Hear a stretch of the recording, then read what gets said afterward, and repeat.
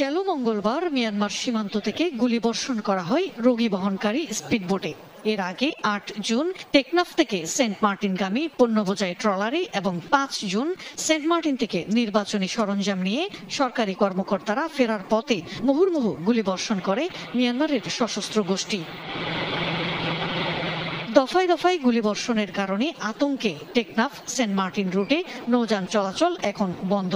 বঙ্গোপসাগরের মাঝখানে অবস্থিত ৮ বর্গ কিলোমিটার আয়তনের প্রবাল সমৃদ্ধ দ্বীপ সেন্ট মার্টিনের ১০,০০০ মানুষ চরম দুর্ভোগে।